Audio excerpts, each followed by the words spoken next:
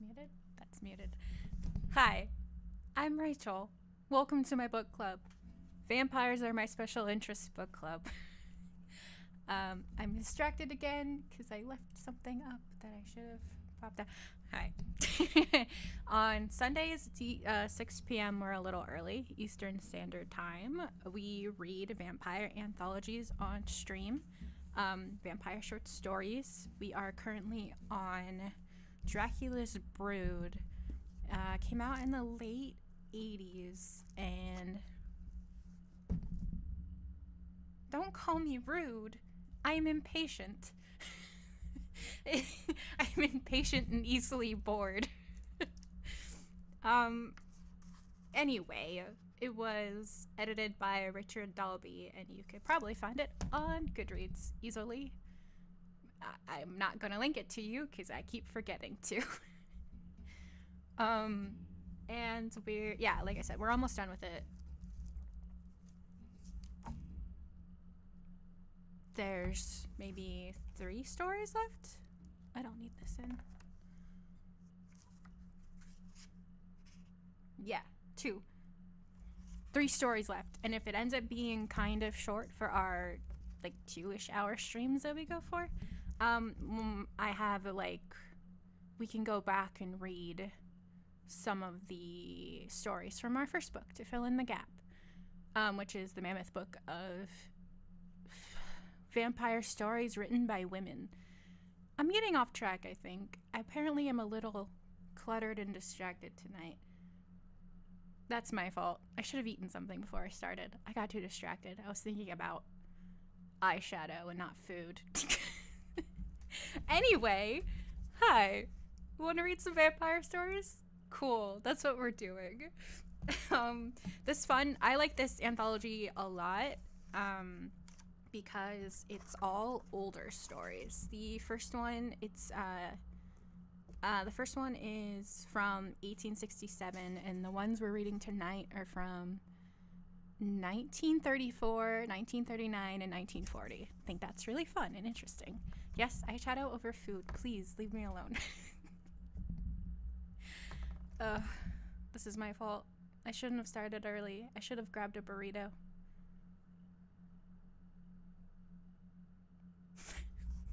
Go. Boys over flowers, yes. Oh my goodness. Do you even like that series? I don't remember. I'm the one collecting all of the manga, the out of print manga for that series. Anyway.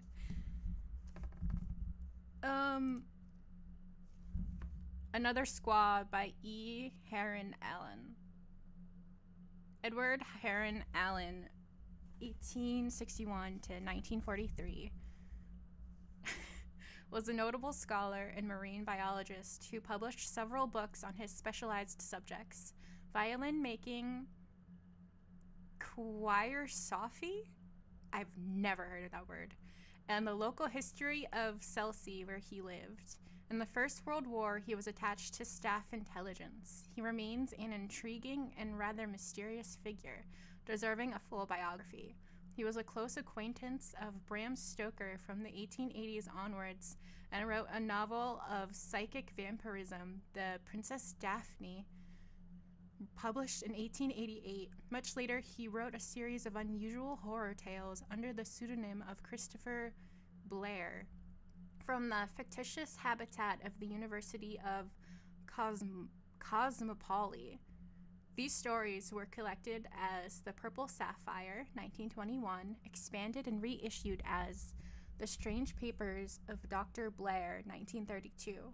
4 more Cosmopoly tales were privately printed by Heron-Allen in 1934, limited to only 100 copies, and entitled Some Women at the University. The blood is the life motif runs strongly through the book, notably in the lengthy Stoker-inspired vampire story set in Austria, Zum Wibold, and the equally memorable shorter tale reprinted here, Another Squaw? ? Back to Boys Over Flowers thing. Yes, I do like it. Good pun. Good job. Um, I would not recommend that series, but if you like two, I forget what they're called. They're the hard exterior where they pick on you, but inside they're softies. Two of them dating each other. That's your thing. I personally no longer recommend it because I'm not so into two people fighting as being like a sense of, sexy tension. It's not really my thing anymore, but if it is yours, it's good enough. Why not? Japan really likes it. It had like 36 volumes or something.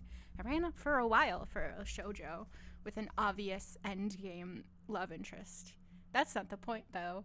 We're talking about vampires. Oh, yeah. One thing I do want to say, when we are done with this book, I intend to, one, tier rank the short stories, and I'll try to have something good and bad to say, like a compliment and a critique for all of them, because I know a lot of people focus on critiques, but why not pass on some good vibes to some very dead people? And also, like, a lot of the blurbs in front of these stories mention things from like the 1800s I've never heard of, like literary journals, and it seems like a whole circle of friends. Like, everybody seems to have known Bram Stoker in some sense. There's probably like maybe there's a group of like 5 of them all like hung out in one living room and wrote short stories together or something. I think that'd be really interesting to look at while we're, in between books. Something to look forward to. Like this dude, this current Heron-Allen guy sounds interesting. Attached to staff intelligence in the First World War. Cool. You are not helping the focus. Undead people? Oh.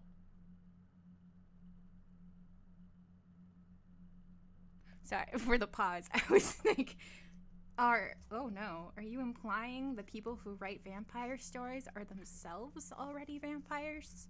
Interesting. Could they all just be the same person with a different name? Okay. Shush. I'm gonna have to minimize chat. Shush. I will not read your thoughts until the end of the story because I don't want to get too distracted.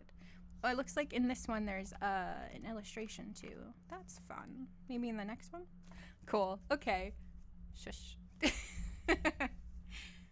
From the Times, 4th of November, 19 - On November 2nd, as the Marine Biological Station Backsmith, the result of an accident, Jennifer Sidonia Pendine, BSc, and her 26th year, funeral at Polperro, Cornwall, on Monday, November 5th at 2 p.m. In the concluding years of the 19th century, Bram Stoker, the efficient and justly celebrated manager of the Lyceum Theatre and the palmy days of Sir Henry Irving, and the author of many works of fiction, the best known of which, at the present day, is his vampire... Hold on. You don't need to stare at me. Look at these beautiful trees that I colored red, and now they look like curtains, and I still haven't fixed it to look less like curtains.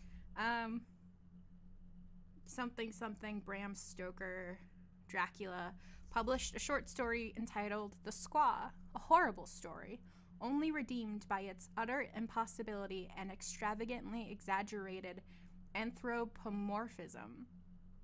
In this story, an American tourist, leaning over the battlements, or parapet, of the Schloss at Nuremberg, dislodges a large stone which, falling into the moat below, strikes and kills the single kitten of a cat which happened to be lying at the foot of the keep.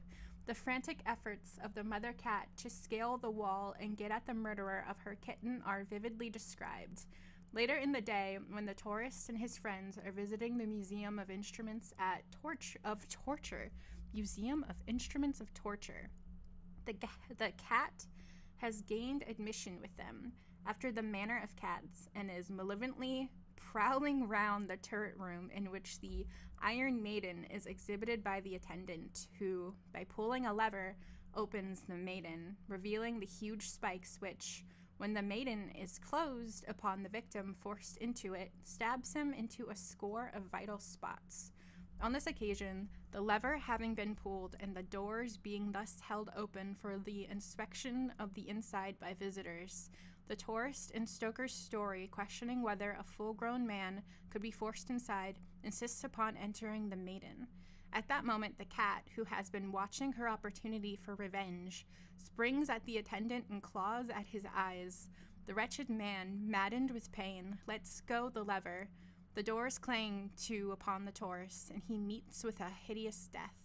As I have said, the impossible anthropomorphism of the cat robs the story of its ghastliness, and it was received, as it was intended to be, as an ingeniously gruesome effort at sensationalism. The circumstances which I am about to record recalled this story to my mind. I record them as they happened and must leave the reader of these lines to form his own conclusions. Wow, that was a lot just to start a story. Goodness.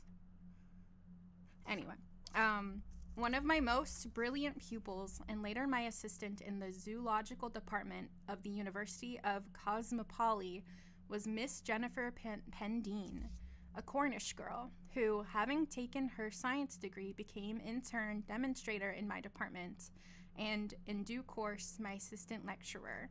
Her special subject was fishes, and she was engaged, at the time of which I write, upon an intensive study of the oceanic... Jesus, I don't know if you heard that. Some trucks, man. Even if you didn't hear it, it was so loud to me I couldn't finish that sentence. Sorry. God.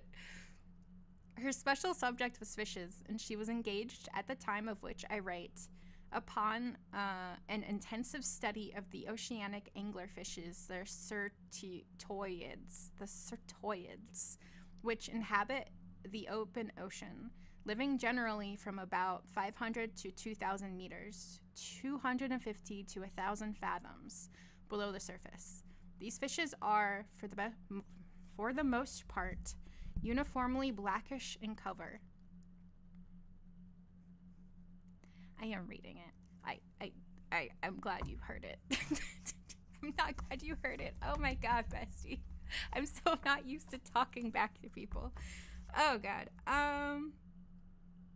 We're talking about fish for some reason. These fishes are, for the most part, uniformly blackish in color, and their bait, or lure, is a luminous bulb which attracts their prey to within a catching distance. Their teeth, which are long, slender, and very sharp, can be sloped inwards at will, with the result that when a fish gets caught between them, it cannot get back, but must proceed into the stomach, after the manner of an awn of creeping grass. The anglerfish is fortunately for itself extremely dispensable, and it can swallow and accommodate fishes several times its own length and weight. Once seized by the teeth of the angler, the victim cannot escape, nor can the angler cast itself loose and reject its prey. A salient and remarkable peculiarity of the angler is that all the free-swimming fish are females, the males being little parasitic dwarves, which live indissolubly attached to the females. As soon as the male is hatched, it seeks a female, to which it attaches itself, anywhere where it can lay hold. In a short while, the lips, tongue, and teeth of the male fuse with the skin of the female, and the two are thenceforth inseparably united. His mouth being closed by the skin of the female and, in due course, absorbed, the male can no longer feed himself, but is nourished by the bloodstream of the female, which reaches him through an anastomosis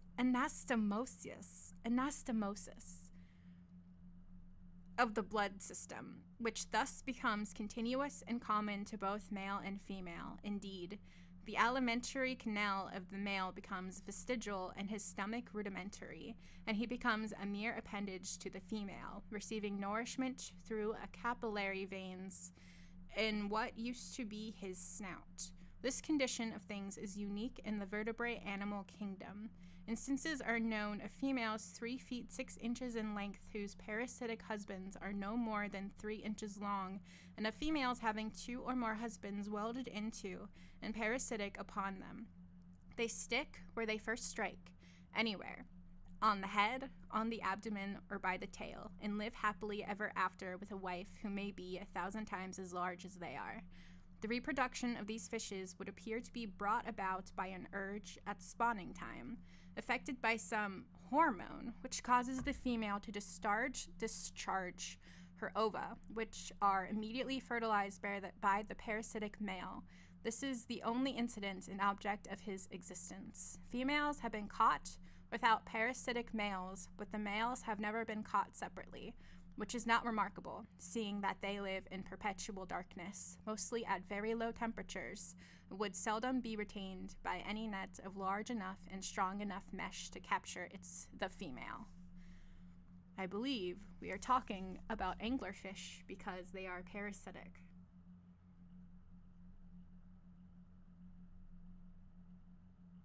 Which I have to scan back over again real quick because, again, I need to get a snack or something. I promise I will go grab a snack and happily eat it, staring dead into the camera after the story is finished. Yeah, okay. They're parasitic, and that relates to vampires. You're welcome. I never went to college. Or I did a little bit, but I don't have a degree. Wink. Okay. It was to this remarkable group of fishes that Jennifer Pendeen was devoting her attention and studies at the time of which I am writing. Her monograph upon the group, which it was my somewhat melancholy task to prepare for and see through the press after her tragic and mysterious death, is the outstanding and most notable contribution to the literature of the subject. Her great ambition, which, as we shall see, was ultimately realized, was to obtain a living specimen and to study its life history. The difficulties in the way of this seemed to be insurmountable, for it must be remembered that these fish swim about at depths of from 250 to 1,000 fathoms. Now, taking the pressure of the atmosphere at sea level to be 15 pounds to the square inch, and 33 feet of seawater being equal to 30 inches of mercury, at a depth of 33 feet in the sea, the pressure would be 2 atmospheres, or 15 pounds. At 99 feet, 3 atmospheres, or 45 pounds to the square inch, and so on as one goes deeper. So, at 2,000 fathoms, the pressure is of 360 atmospheres, i.e., 5,400 pounds, or 2.4 tons to the square inch. The effect of degree of pressure upon deep-sea fish is well known. As the fish is drawn to the surface, the decrease of pressure causes their swim bladders to expand, and after rising a certain distance, they go on, as Sir John Murray puts it, tumbling inwards. And they are killed by the distensions of their organs as the pressure becomes less and less. It has been found, however, that fish brought up from moderate depths, to all appearances dead, can be revived by keeping them in compressing chambers, in which the pressure is not much less than that at which they were caught, and on gradually diminishing the pressure, their intercellular fluids have time to get into equilibrium, and the fish gradually recovers its normal functions and powers of movement.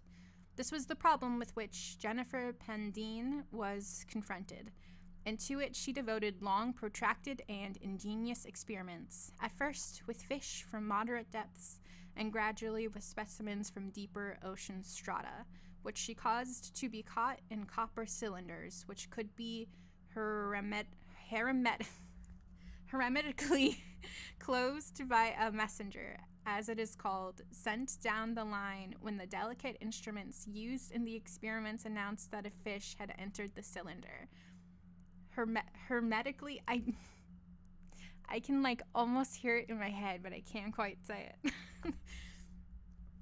The opportunity of which during the few years of her working life she had a Pisgah view came at last when the deep-sea exploration expedition was organized by the University of Cosmopoli under the leadership of Captain John Satterley, R.N., who presented the rare phenomena of a naval officer of distinguished service I did that again. There we go. Who was not only an expert hydrographer, which might at a stretch have been expected, but also a keen marine biologist. He had even put in 6 months when home on leave at the Backsmith Marine Biological Station, and the Lords of the Admiralty seconded him for service with the Cosmopoli University expedition at the request of the Senate. A Cornish man himself, and Jennifer Pendeen being the child of an old friend, though at first taking a somewhat humoristic view of her study, he gradually came round to an earnest interest in it. Under their joint supervision, a copper cylinder was constructed, tested for implosive and explosive pressure up to 90 atmospheres, open at both ends, save for hinged coverings, lids of fine wire netting. This could be lowered to any depth, and the desired depth attained, the wire covers could be withdrawn, and at a given moment their place could be taken by copper covers, which closed the cylinder to all intents and purposes hermetically. The interior was heavily chromium plated to withstand the action of seawater. An electrical appliance indicated on deck when any object above a certain size entered the cylinder by weight in oscillation. This cylinder trap was sent down baited with a quantity of small fish, which, of course, were killed by the increasing pressure, but remained in the cylinder. These, it was anticipated, might attract larger denizens of the deep when the wire ends were removed or opened. Time and again, the cylinder was down for various lengths of time and was hauled up again, nothing whatever having happened. Glass panels in the sides, protected by a slipping collar or band, enabled the observers to see whether any fish was inside, and frequently fishes, not ceratias, came up in the cylinder, which were released and exploded on the spot. A detailed account of their results would not be germane to our subject, but they did fish up some very queer creatures. At last, the long-looked-for moment arrived. The presence of a large fish in the cylinder was indicated, and, as usual, the ends were closed and the cylinder hauled on deck. Inside it was a ceratias. God, I'm out of my depth with this story. Goodness. Some 4 feet long, and the cylinder was hurried home and placed in a large, narrow tank filled with seawater, kept at an appropriate temperature in the Marine Biological Laboratory at Backsmith, where Jennifer Pendeen was waiting to receive it, by means of an ingenious apparatus in the nature of a pressure gauge attachable to the cylinder. The ceratias was carefully and gradually decompressed, and as good luck would have it, it had kept and did keep itself alive. And as good luck would have it, it had kept and did keep itself alive with the corpses of the martyrs to science, which had been sent down in the cylinder as bait. In a much shorter time than Jennifer had anticipated, the ceratias got into equilibrium with its surroundings and was let out into the tank, not, apparently, any the worse for its environment. It became known in the laboratory as Jennifer's pet. She had sole charge of it, and a true Cornish woman, she christened it. I don't know how to say that. Yssolde. Time to butcher a name. I'm not gonna look it up. You're just gonna have to suffer. Ysolde. What a beautiful name. That's a beautiful name. What a lovely, definitely feminine. Ysolde. Attached immediately below its right pectoral fin was a perfectly formed and apparently happy, though undemonstrative, parasitic male. Him she christened Tristan. I thought so. Yeah, that's an old story. Her name was like Isolde or something. When I was a teenager, there was a movie that had James Franco in it. And he was the Tristan. And it was so tragic because they were so in love with each other. And yet she was married in something. Isolde. I still don't know how to say her name. Turns out I am looking it up. The movie is from 2006 and it has James Franco in a romantic lead. If you ever want to watch it. How do you say her name? Pronounce? Not that it matters, clearly. Oh, Isolde? Isolde. It says Google. It says Google AI. If you have a problem with it, talk to Google AI. Write that CEO. You got that word wrong. Jesus Christ. Isolde. I already forgot how to say it. Isolde. All right. Remarkable testimony to the care, attention, and efficiency, primarily of Jennifer Pendeen and generally of the staff of the Backsmith Marine Laboratory, is afforded by the fact that this curious menage settled down, lived, and flourished in the tank that it inhabited. At the end of a month, Jennifer began to consider in all its bearings the biological experiment that she had in view. This was neither more nor less than to separate them. To excise Tristan, and by an ingenious system of artificial feeding, if such a term may be permissible in the case of a fish whose mouth parts and alimentary system have become vestigial, to keep him alive. The interest taken in the affair by the zoological department of the university was keen, and it was fully shared by the director and staff of the zoological gardens and aquarium of the town of Cosmopolis. Many were the conferences which Jennifer held with Sir George Amboyne, the Regius Professor of Medicine, and Michelson, the prosecutor of the zoo, both of whom, it may be said at once, were of opinion that the idea was fantastic and execution impossible. But Sir George went so far as to interest an eminent surgeon in the matter, who undertook to perform the operation under the direction and supervision of Michelson. Jennifer's theory was that if skillfully performed so as not to injure any vital part of the fish, Isolde would not suffer from the operation, and that Tristan might be kept alive, ein Thaler, ein Fall, as Berger, the reader in German, put it. Here's a picture of a fish. Wow. Can you even see it? Wow. Sorry, it's a little crooked. My camera's a little crooked. It's a tripod. I need to get a new one, but I don't think anyone actually cares if I'm a little bit crooked, so. Interesting. Kind of like old, but with the yos. Yeah. I'll be honest with you, I'm struggling to keep up interest in this story. It's cool that we got a new take on vampires. We're talking about vampiric fish or what have you.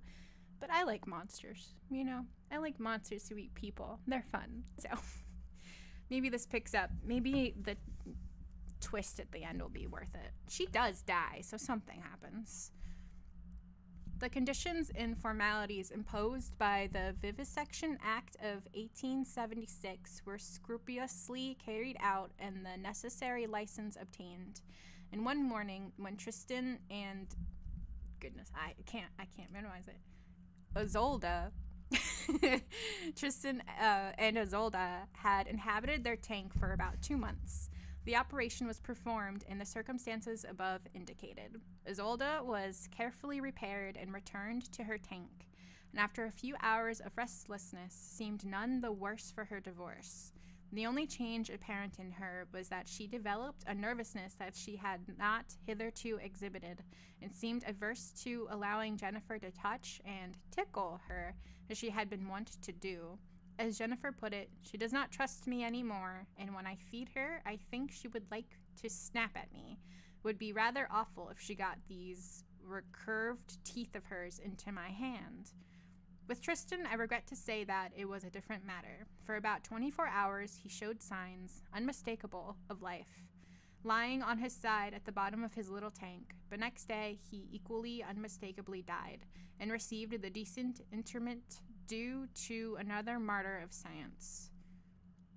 Any student or biologist who is working at the Backsmith Laboratory is given, on his or her arrival, a latchkey to the building, so that he can visit his work and observe its progress at any hour of the night, as well as by day. By this means, many biological experiments of great importance have been facilitated, the workers in many well-known instances spending their nights in the laboratory. Jennifer, who was at this time the guest of the director and his wife, made it her practice at least once in the night to come down and see how Isolde was getting on. It was about 3 weeks after the Escheidung, that the maid who brought her matutinal tea found that she was not in her room. An hour later, she had not returned, though her clothes were as she left them overnight, and so the matter was reported to the director. He assumed that Jennifer was in the tank room as usual, but when she did not put in an appearance at breakfast time, he went to look for her. The spectacle that met his eyes was terrible. Clad in her pajamas and a thin silk wrapper, Jennifer was lying huddled together at the bottom of the tank on the top of Isolde. Summoning assistance, he lifted her out, and Isolde came with her, very much alive and lashing out furiously. She had caught Jennifer by the forearm, as evidently she had leaned over the edge of the tank and reached down to touch her. The formidable recurved teeth had met at Jennifer's arm. Isolde could not have let go, had she wished or striven to do so, and Jennifer, encumbered and entangled in her wrapper, could not have struggled to the surface owing to the narrowness of the tank and the fact that she was on the top of her captor. In the opinion of the doctor who was summoned, and she had been dead about 5 hours. Another squaw? ? End of that story. Fascinating. Another squaw? ? E. Heron-Allen. I don't want my first and only thoughts to be complaining, but the fish turns into a vampire. It's super introvert and decided to live in the depths to avoid people. How dare this lady bring him up from the depths? Yeah. Personally, I don't understand the inclination to touch a fish. Do people with tanks tickle their fish? What did they mean tickling it? Tickling fish. I'm very scared actually for the results I'm going to get for Googling tickling fish.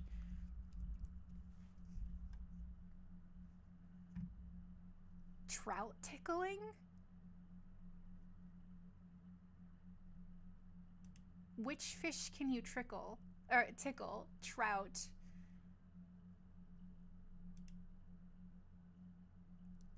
A method of catching trout and salmon by tickling them. I felt the inclination to touch a fish, but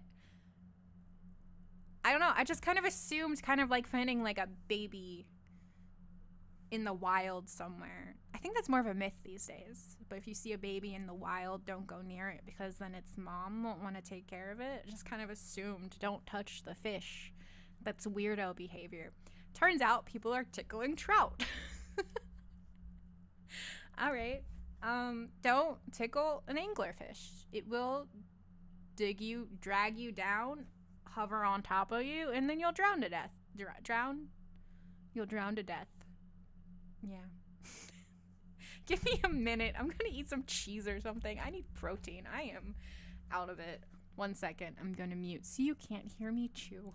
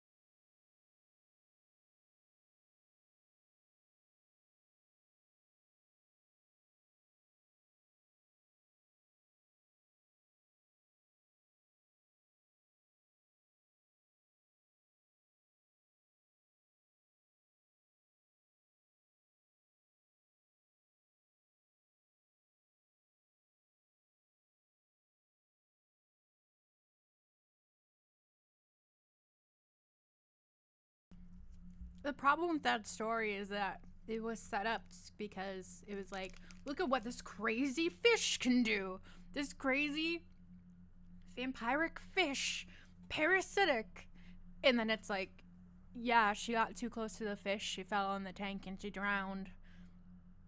It's not necessarily an ending I would have guessed, because it's not as interesting as something I would have guessed.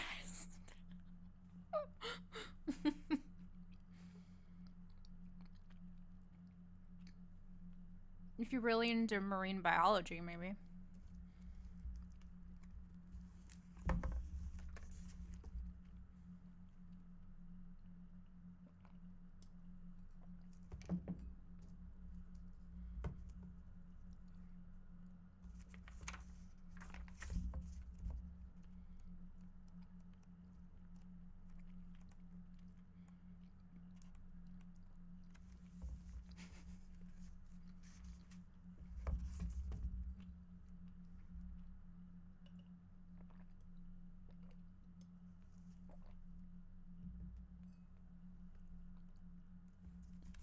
Okay, this next story doesn't have pictures.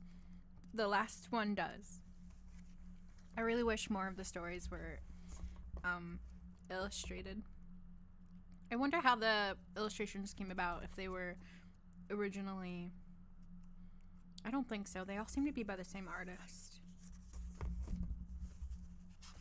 But the credits don't want to mention...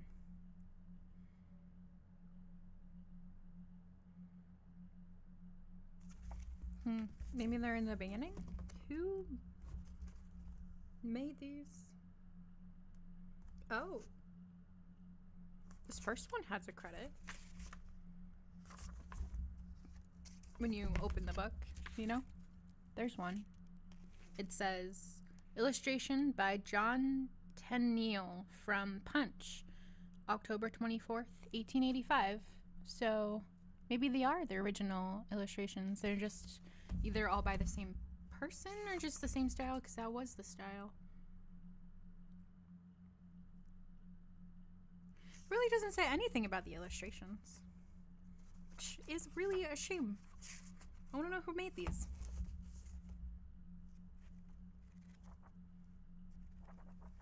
Anyway, moving on to the next story. The Living Stone by E.R. Punshon. Ernest Robertson Punshon, 1872 to 1956, began work at the age of 14 as a clerk in a London office. He soon tired of this trade and emigrated to Canada, like Algernon Blackwood, who headed west at the same time, intending to make his fortune growing wheat. This came to nothing, and for the next few years he wandered about Canada and the United States. After returning home by working a passage on a cattle boat, he began to write popular thrillers and never looked back. Punch described him as one of the most entertaining and readable of our sensational novelists because his characters really live and are not merely pegs from which a mystery depends. Chiefly remembered now for his detective novels, he also contributed some fine, weird tales to the magazines, which have never been reprinted. The Living Stone appeared in the Cornhill for September 1939, in the same volume that carried M.R. James's Letters to a Child. Okay. Life sleeps in the stone, dreams in the plant, wakens in the animal. Ancient Hindu saying. 1. There was a general giggle. The quaint little gentleman from London, beaming on them through his enormous horn-rimmed glasses, might be as learned professors must always be, but fancy asking a question like that when the name of their little inn, the Missing Men, was the general jest all through this lonely Cornish district. Why, whenever any of the local inhabitants was missing from his own hearthside, here in the comfortable warm bar of the Missing Men was the place to seek and generally to find. One or two of those present laboriously explained the point of the pleasantry, and the little professor listened gravely. "I see," he said. It was the chair of comparative religion at the great Southern University that he held, and though few there knew what comparative religion was, and probably none had even heard of his great work on human sacrifice, in which was traced the history of that dark, evil rite from early days, the days of Abraham and Isaac, down to the faint traces of it still surviving, as when the small boy in city streets asks for a penny for the guy he means presently to offer up in fire, or, more sinister, and the offering of the youth of the nation on the sacrificial altar of that new god, the state. Yet all knew that awe and reverence are a professor's due. For a professor is a person of strange knowledge, and therefore of strange powers, since knowledge is always power. That frickin' last sentence.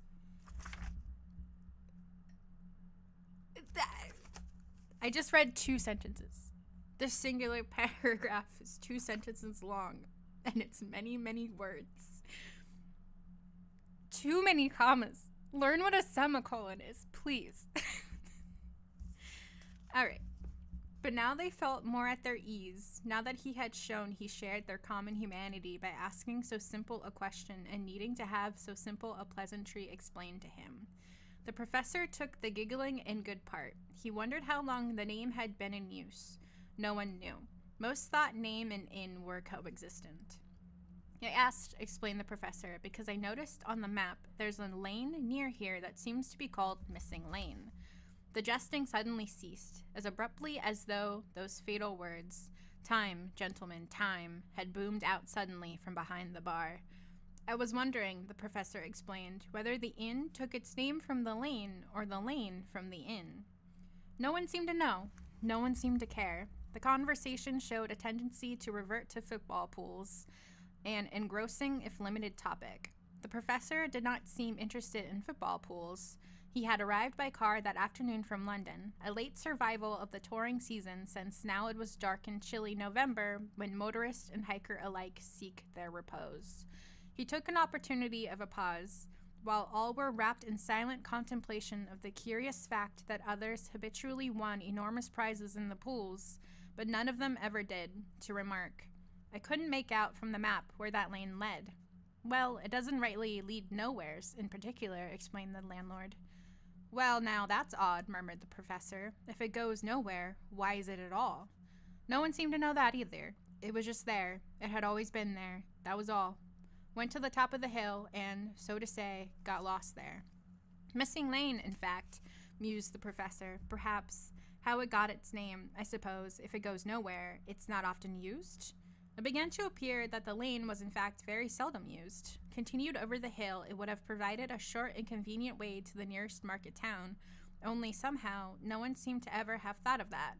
Men working in the fields by which it ran used it sometimes, and in the autumn, blackberry parties, since the summit of the hill, were finally the... I hate the sentence structure. Okay. Doing that sentence over. Men working in the fields by which it ran used it sometimes, and, in the autumn, blackberry parties, since the summit of the hill, where finally the lane lost itself, was famous for blackberries. But the blackberry pickers went always in parties, it seemed, and never stayed late. Not if they've sense, they don't, said an old man who hitherto had hardly spoken. And if they do, maybe it's them that's missing, or some of 'em. Now, Grandpa, interposed the landlord warningly. 30 years ago, said the old man, and never none to tell to this day what became of Poppy Hill. Wasn't there something in the paper the other day about a young woman who had disappeared from somewhere about here? Asked the professor. That would be Augie. Little Augie Polton, said someone else. Good-looking piece, said the landlord. Lordy, when girls take themselves off, they have their own reasons. Flighty, that was Augie. It appeared that Augie had had something of a reputation. Most evenings, the tale went, she had a date with one or other of the young men of the neighborhood. On one occasion, a little time previously, there had been one of these dates with the son of the local butcher. He had not been able to keep it. His mother had had suspicions, and naturally looked higher than poor little Augie for her son, no matter how fascinating Augie's blue eyes and curls might be. The general opinion was that Augie had taken the huff, had been afraid of being laughed at, and had gone off to London, as she had often spoken of doing, in order to become one of those fascinating young ladies known as nippies, whose portraits in the papers had aroused her mingled admiration and envy. Nippies. Okay. Only it was true, no trace of her in London had as yet been found. No great loss, a girl like her, setting all the lads at odds, said someone else. But I reckon Mr. Phelps up at Tor Farm would give a deal to know what's become of Beauty of Bolton 3. What's that? Asked the professor. He was told that Beauty of Bolton 3 was a prize bull, worth some 2,000 or 3,000 pounds, perfect in every way, and so tame and peaceable that it was allowed to graze out in the fields without any special precautions being taken. It was always brought in at night, but the other evening, when a farm lad went to fetch it as usual, though at a later hour than was customary, it wasn't there. No sign of it. Nothing to show what had happened to it. Curious, said the professor. Curious about the young lady who was mentioned just now. Curious, too, about Poppy Hill 30 years ago. Curious again that in the annual register of 60 years back, there's a mention of a valuable stallion that vanished in this neighborhood, supposed to have been stolen by the groom, as he vanished himself next day. That's 60 years gone, said the landlord doubtfully. I wasn't born then. And he had the air of suggesting that what had happened before he was born really didn't matter very much. Lot of interesting reading in the annual register, observed the professor, and odd how often there is a mention of this neighborhood at intervals of 30 years. Was Mr. Phelps' bull in the field near the haunting stone? That stands at the top of Missing Lane, doesn't it? Yeah, this professor himself is rather suspicious. He knows an awful lot, doesn't he? That's right, said the landlord, somewhat surprised at this display of local knowledge. But there's no mystery about the bull being missing, worth a mort of money. Ticed away and hidden somewhere till he can be smuggled off to foreign parts. Not so easy to tice away, interposed the old man who had spoken of the missing Polly Hill of long ago. And someone got hurt, too, for there was blood on the hunting stone.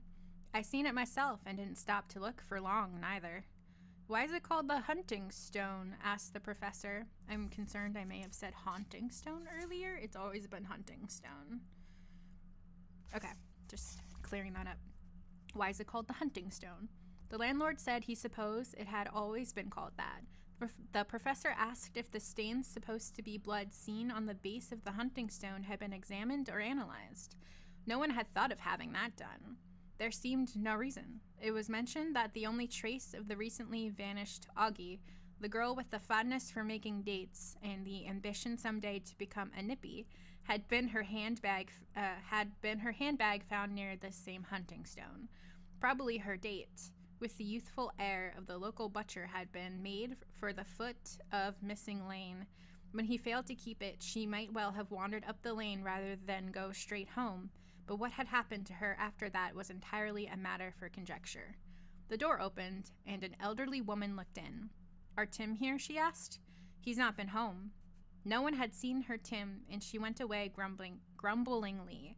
The landlord winked at the professor.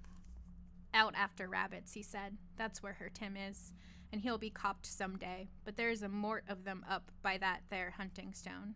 The old man in the corner got up to go. In the doorway he turned. "Tim's a fool if he goes after rabbits there," he said, "for if there's rabbits there, there's more than rabbits too." He went out, and the landlord laughed, though a trifle uneasily. "To hear him talk," he said, there might be something queer about that there lump of granite what's been standing up on the hill ever since the flood, so to say." "I think I'll have a look at it myself," observed the professor, "but not tonight." "No, I wouldn't tonight," agreed the landlord. 2. Pause to chew some cheese, hopefully quietly.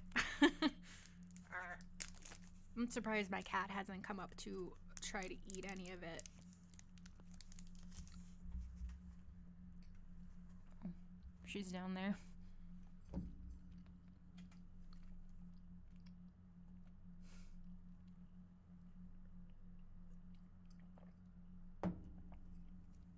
It's cheddar. I love cheddar, and apparently so does she, because every time she gets a hint of it, she stuffs her face. I usually try to hide it in my pocket so she doesn't try to eat the wrapper. So she'll stick her nose in my pocket. It's adorable and evil. Okay. 2. It was in fact high noon before the professor next day walked slowly and warily up the missing lane that was hardly a lane at all, but rather a rough track with fields on one side, the south, and the bare slope of the hill on the other, the north. Where the cultivated land ceased and the ground grew rough and bare with scattered blackberry bushes at intervals and many rabbit holes all around, stood the hunting stone, a huge upright oblong block of granite standing on a sort of rough base. It was some 8 or 9 feet high and must have weighed many tons. On its face were carved signs that once may have been letters or symbols of some kind, but that the wind and the rain of innumerable years had worn in part away. Reared by who could tell what strange distant tribe of men in what strange dawn of humanity, or by what pain or sacrifice in dragging that enormous weight from the distant quarry where it had been carved, all through the slow centuries it had stood on this bare hillside. Now at its base there sat a burly man in +4s, smoking a pipe, and the professor nodded a greeting. "Nice morning, Chief Inspector," he said, "but I wouldn't sit there if I were you." Chief Inspector Harris of Scotland Yard looked surprised, but got up all the same, for his was a disciplined mind, and for all professors he had a proper respect. "Why not?" he asked. "It's firm enough. I thought I felt a tremor when I sat down, but it won't fall over just yet." The professor said, "Know anything about a local lad called Tim something?" "Reported missing," said the chief inspector. "You heard about that?" "Yes," said the professor. "Maybe he had something to do with the Beauty of Bolton 3 case," observed the inspector musingly, "but it's not so likely a smart, lovely young girl like this Augie Polton would mix up with cattle thieving." "No," said the professor. "Well, there you are," said the chief inspector. "Notice anything about here?" asked the professor.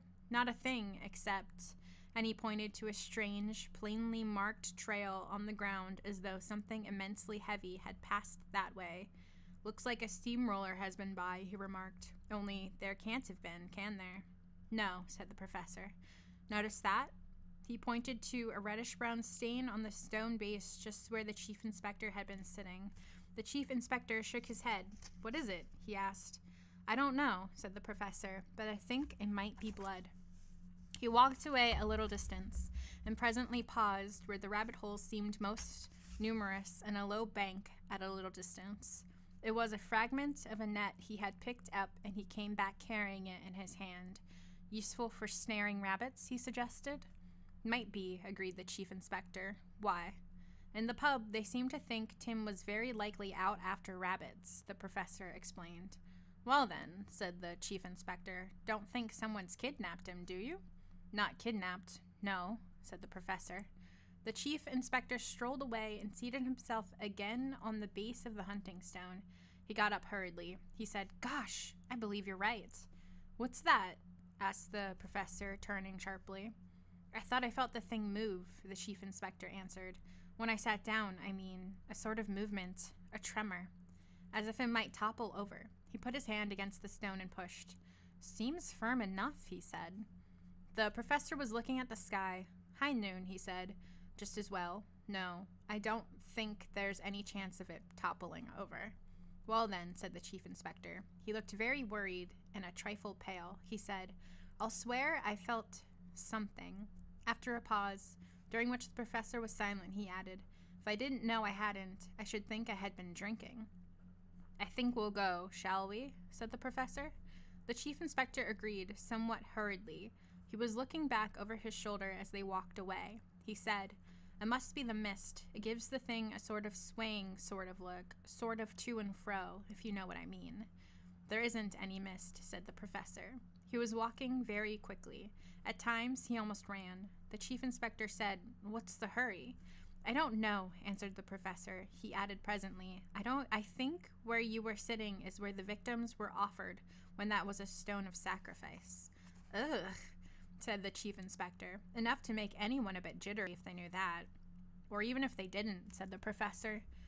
When they had come to the bottom of the lane, he said, I want you to get me a bullock, white, without spot or blemish. Eh? Said the chief inspector. What's that? The professor explained. The chief inspector said firmly, That's plumb crazy. Yes, I know, said the professor. If it hadn't been for what I felt up there, said the chief inspector. White from head to tail, without spot or blemish, said the professor repeated.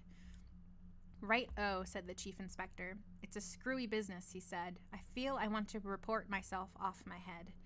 You mean you want to report me, said the professor grimly. I know. Only what happened to little Augie Polton? Where is she? What's become of Mr. Phelps' prize bull? Where's Tim, who went up there snaring rabbits, and now it seems he isn't anywhere? And why, almost 30 years, does the annual register report some mysterious disappearance in this district? Oh, have it your way, said the chief inspector angrily. I don't believe a word of it. And what's more, I don't know where to get what is it? A white bullock without spot or blemish. We aren't cattle dealers at the yard. The professor gave him an address. Friend of mine, he said. Big noise in the farming way. Ring him up. I asked him to see what he could do. The chief inspector went away to find a telephone. It was dusk when there arrived a lorry containing a fine, young bullock, its hide snowy white, no spot or blemish on it from head to tail. The professor looked it over carefully and seemed satisfied. Later on, as it drew towards midnight, by the light of the moon could have been seen the unusual sight of a learned professor and a chief inspector of Scotland Yard solemnly driving a snow-white ox up a steep and narrow lane. It was a perfect night. The moonlight lay on the land like a faint and silvery sea, lending to all things a distant, wan enchantment. Not a breath of wind stirred, not a living creature was abroad. It might have been a land from which all life had fled, and through it there passed slowly that small and strange procession, the snow-white bullock and the two men behind. Keep well back, the professor whispered. The chief inspector needed no such warning. He muttered presently, There's lots of rabbits here, but there's none about tonight. They know, the professor said. Before them, the plain in the white moonlight. The great stone showed upright and waiting. The chief inspector said, The moonlight plays queer tricks with a man's eyes. So it does, agreed the professor. They walked on a little way. They were quite near now, or rather, the bullock was quite near. The two men were some yards behind. The bullock paused and lowed uneasily, and the sound seemed to travel far enough the heavy silence of the moonlit night. I've got the jitters, said the chief inspector. I've no drink taken all this day, and I could have sworn this stone was on the right-hand side of the lane. So it was, said the professor. He added, So it is. The chief inspector stood and stared. Well, it was on our left just now, he said. So it was, said the professor. They stood still. The ox lowed again. a long, low call. The professor took his companion by the arm. He said, "We won't go any nearer." "No," said the chief inspector. He said, "What's that noise?" "I think it's your teeth chattering," said the professor, "or else it's mine." The ox moved on. Again it lowed. It stood still and once more moved forward, very slowly, as if irresistibly impelled. "Look!" screamed the professor. They saw. In the pale moonlight, they saw clearly. They saw the great stone, as it were, heave itself forward. No, as it were, heave itself forward. Plainly they saw how it lifted itself from its base and propelled itself upon the approaching ox. Earth and sky were still. Still and motionless were the two men. The ox was still as they, as the vast immovable block of that huge stone lifted itself, left its firm base, flung itself in great leaps upon the motionless bullock. The chief inspector turned and ran. The professor followed. They ran as they have never run before, as few indeed have ever run but they, since few but they have ever had such need for fearful speed. Once the chief inspector fell, and as he fell he screamed, for he had felt something plucking at his ankle. It was only a bramble that had tripped him, but he was still screaming as he got to his feet and ran on again, nor indeed has he ever been quite the same man again. Nor till they were near the inn, not till lights showed close ahead, not till friendly human voices could be heard, did they cease that wild and dreadful flight. When at last they were both safe in the professor's room at the inn, he said, "I knew. At least I think I knew. But it's a different thing when you see it for yourself." "No one will believe us," muttered the chief inspector. "I don't think I believe it anymore myself." "I thought it had me when that thing caught my ankle," he said fiercely. "What's it mean?" "No one will believe us," agreed the professor. "Why should they? For how long? No one can even guess. But all through the centuries that thing stood there, and was offered every day perhaps the blood of living victims. Human victims, too, till at last, for the blood is the life, it began to have a life of its own, as evil as what caused that life. And when its worshippers no longer brought it victims, then it began to seek them for itself. So to preserve with their blood the dim life the blood of others had begun to create within itself." "You mean the beastly thing grew alive?" "I think it was wakening to life," the professor answered. The chief inspector went to the window and looked out into the palely lit night. "I don't think I shall go to bed," he said. "I should dream of that beastly thing making its way down here, crashing in the door or the walls. What could any man do against 50 tons of granite made animate?" "It'll be safe tonight," the professor answered. "Safe and satiate. Satiate probably for another 30 years. Asleep again, the life within it. We won't risk another wakening, though." He motioned towards his luggage. "There's enough high explosive there," he said, "to blow up half the hill. We'll wait till high noon." "No one will believe us," the chief inspector repeated. "I don't think I do quite myself. If I did, I think I should go mad." "Well, neither of us believe it," agreed the professor, safer not to. After a time, he added, "Not only in those days of the dawn of humanity have men made for themselves a god to destroy themselves." End of that story. The living stone. So just the mental image of this giant stone just hop, hop, hop, hop, hop, hop, hop. Hop, hop, hop, hop. And then being like so scared they'll never speak of it again. They'll never even talk to each other about it because it's so wild and crazy. No one believe them. They don't even believe themselves. Hop, hop, hop, hop, hop, hop, hop, hop. We gotta blow it up. We gotta blow it up with dynamite. In 30 years it's gonna kill more people. Do, do, do, do, do.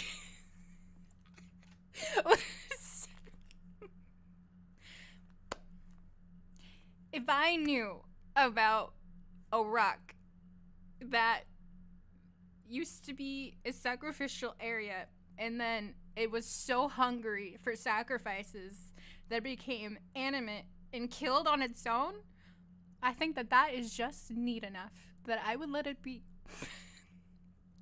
I think that is fine, actually. You know what? You've earned it. You've earned it. You somehow made magic. Made yourself magic. You are now alive. Have fun. Go ahead and kill. You get my check of approval. I won't tell anybody. I won't tell anybody to go there. I won't not tell them to go there. I'll just never speak of it again and check the news reports every 30 years while I'm alive, because I think that's funny. I'm a bad person. God. Hope, hope, hope, hope. Jesus Christ. All right. Last story. Princess of Darkness by Frederick Cowles. Trying to think of any final thoughts from that. Anyway, other than just, that's amusing, and it's fine if it kills. Their utter terror of it is also amusing to me. God.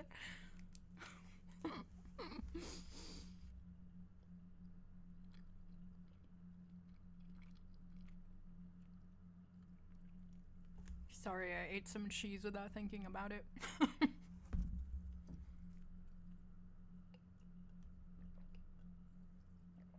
I'm gonna have a big burrito after this.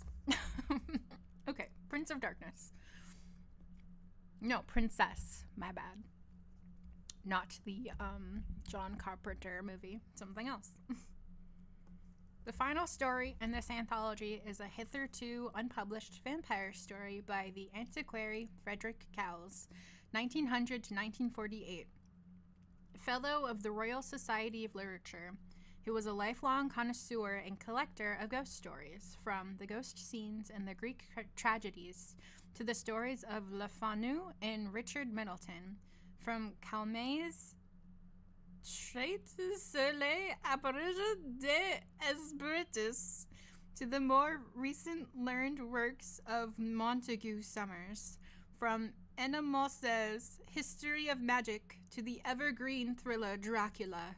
His two collections of ghost and horror stories, The Horror of Abbott's Grange, 1936, and The Night Wind Howls, 1938, are among the scarcest and most eagerly sought in the genre.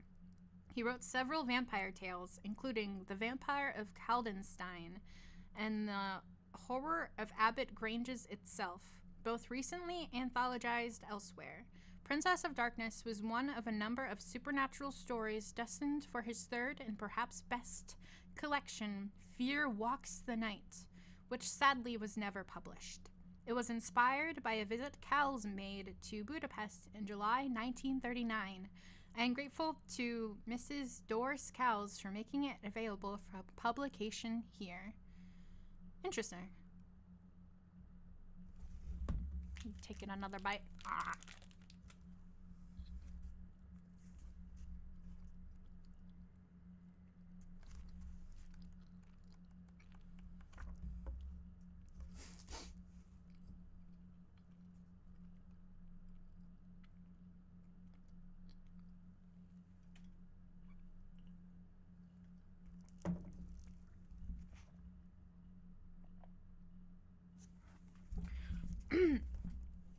One. In the spring of 1938, I was sent to Budapest on a rather delicate mission. For some years, diplomatic circles, in at least 5 European countries, have been somewhat puzzled about a certain Princess Bessenyi, who made sporadic appearances in the Hungarian capital and was vaguely suspected of being involved in international espionage. The lady first attracted notice early in 1925 when she suddenly appeared in Budapest and just as suddenly departed after dazzling her admirers for little more than 2 months. Nearly a year passed before she was again seen in public, and thereafter, at varying intervals, she was back in the capital for periods of from 6 weeks to 3 months at a time. Lots of ugly rumors were whispered about the princess. It was said that her departures from the city always coincided with the mysterious deaths of men who were reputed to have been her lovers. There were those who even asserted that a woman, so strangely like the princess, had been closely associated with Bela Kun, the notorious communist leader, and had inspired many of the bloody orgies perpetrated by his regime. This suggestion was treated as idle gossip, for who could credit a story which linked such a proud aristocrat with the lowest of the vile criminals who, for a brief time, held in their incompetent hands the reins of government in Hungary. Just to interject, I'm sorry. That is badass. The notorious communist leader inspired many of the bloody orgies perpetrated by his regime with a princess from Budapest. I don't want this to mean anything weird, but can I be invited? I just want to see what's going on. Let me peek through a door. Not in that weird way. I'm going to stop because that sounds a little, I'm going to stop talking now. No one could speak with any certainty of encountering the lady prior to 1925. The only facts one could escape with any degree of certainty were that the princess was a member of a very ancient Hungarian family, and that she appeared to have unlimited wealth at her disposal. Her claim to possess an estate on the borders of Transylvania was unquestioned as a place called Bassanyi appeared on the map.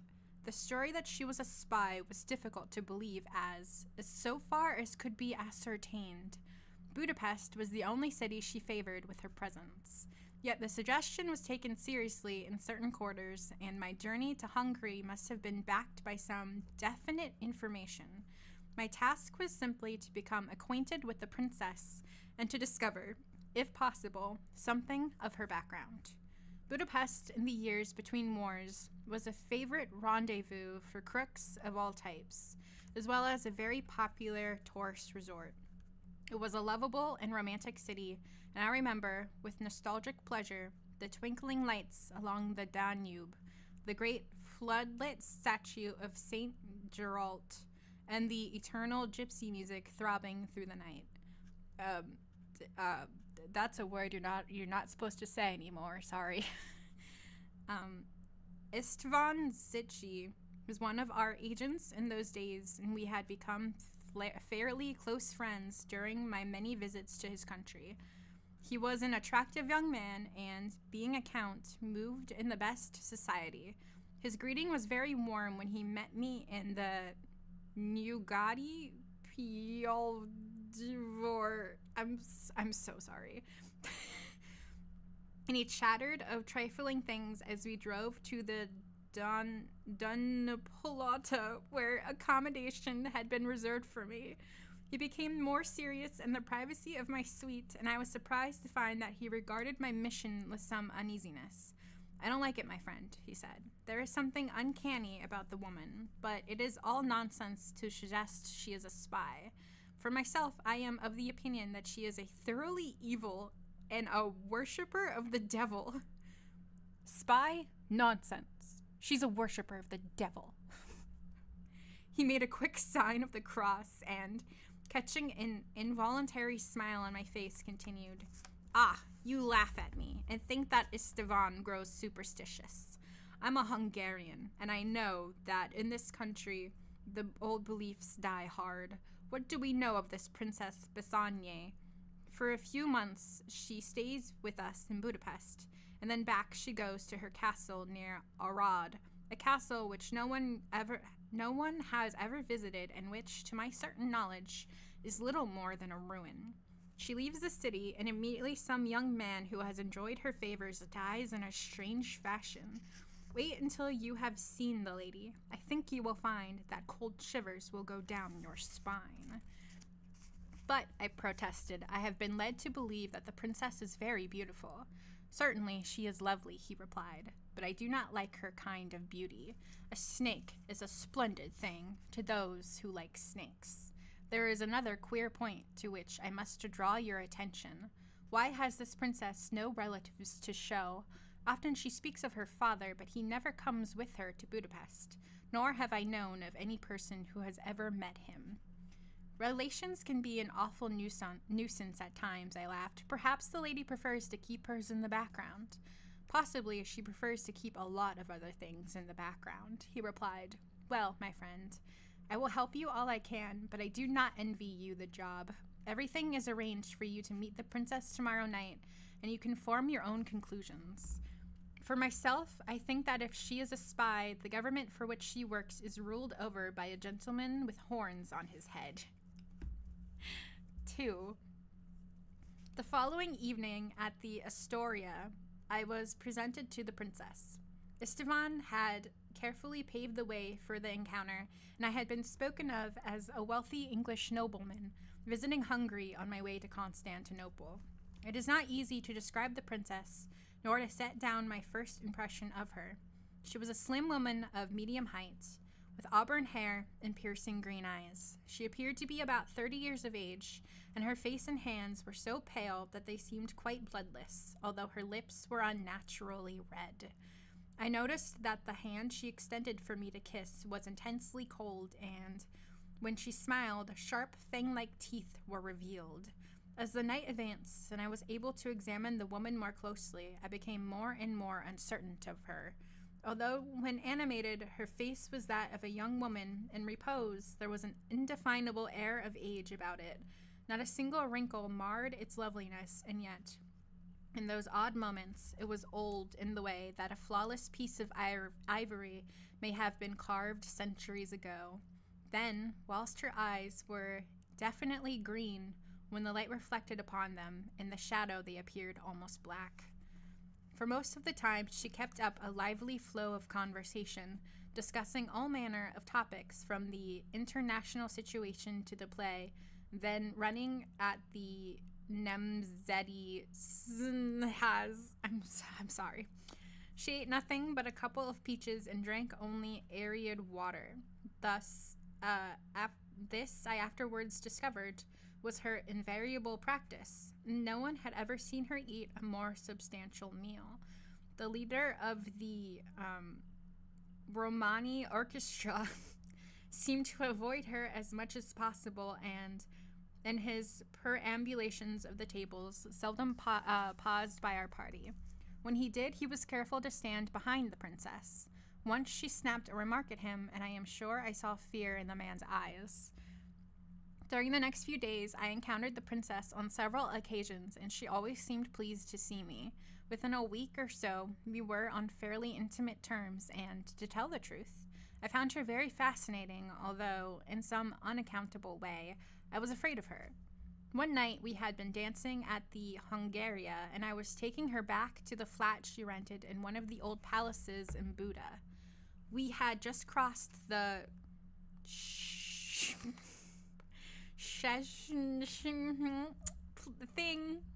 thingy when the taxi lurched and threw her against me. If you come here for somebody who can pronounce words, you're in the wrong spot. I say an hour in.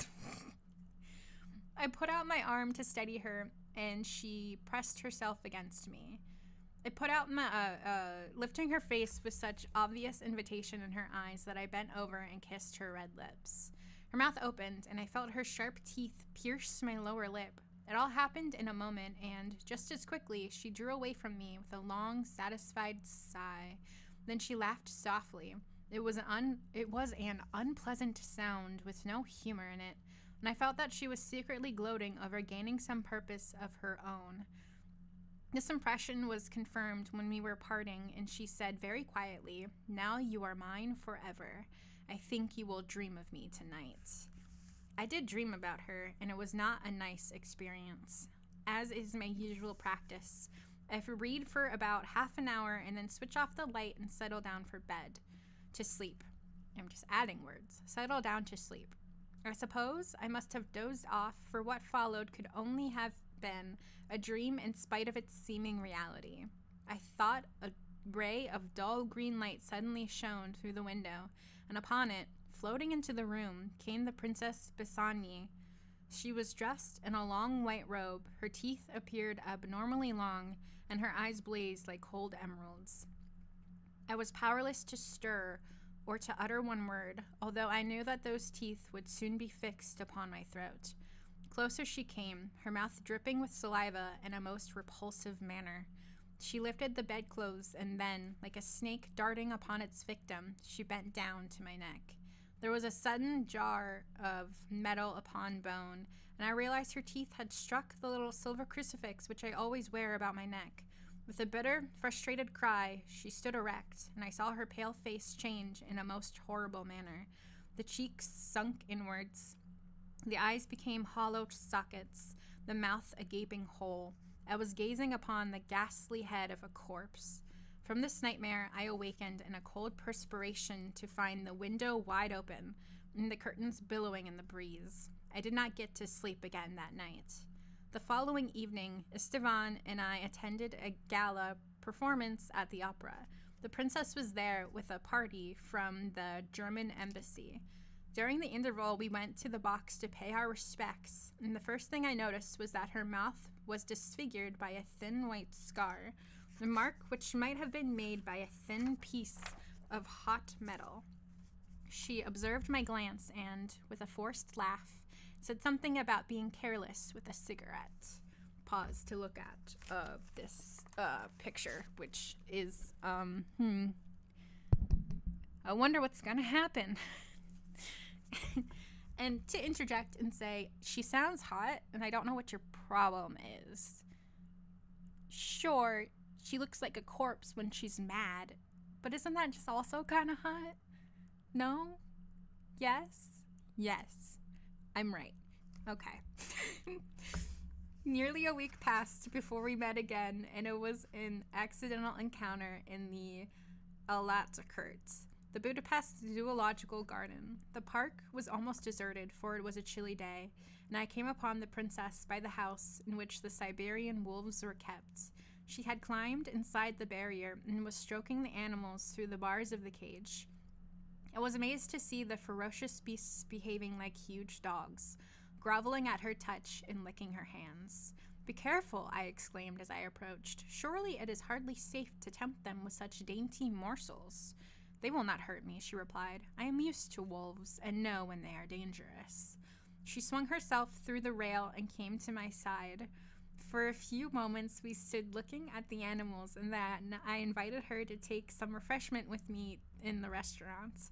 She excused herself, saying she never ate between meals, but suggested she should sit with me whilst I drank a coffee. We went into the almost empty cafe and, sitting at a table against the wall, talked trivialities for a time. Suddenly she said, "Tell me, are you a Catholic?"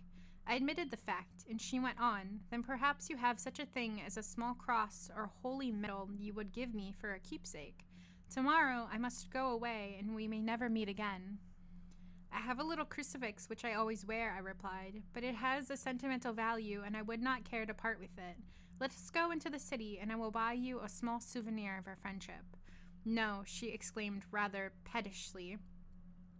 "I want something that has a real personal association, something you wear. You see, I have a fondness for you, and would wish to remember these happy days."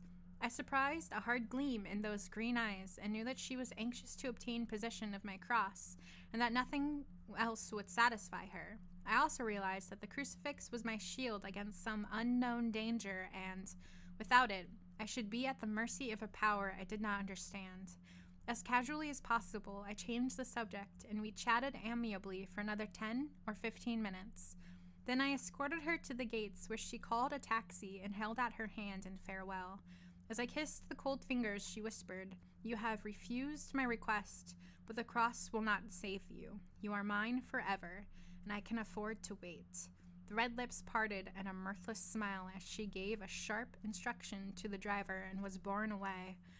I was sufficiently disturbed by the events of the morning to seek out Esteban and recounted them to him.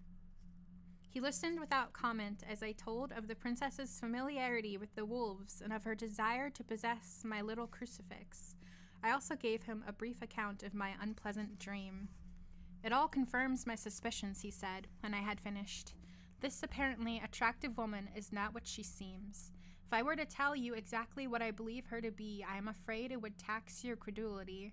I am, however, convinced that, in your own interest, some immediate action must be taken to put a stop to something that is devilish.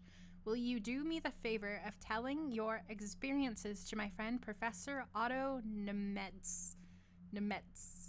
Otto Nemetz. Do you mean the famous psychical investigator and the author of so many learned books and monographs on occult subjects? I inquired. The very same. The professor is very interested in our friend, the princess, and may feel disposed to give you some surprising information regarding the lady. I shall be delighted to meet Nemetz, I replied. I have read many of his works, and if the man is only half as interesting as his writings, he should be a remarkable individual. I promise that you will not be disappointed, said Yvonne. Yes, she's hot. I agree.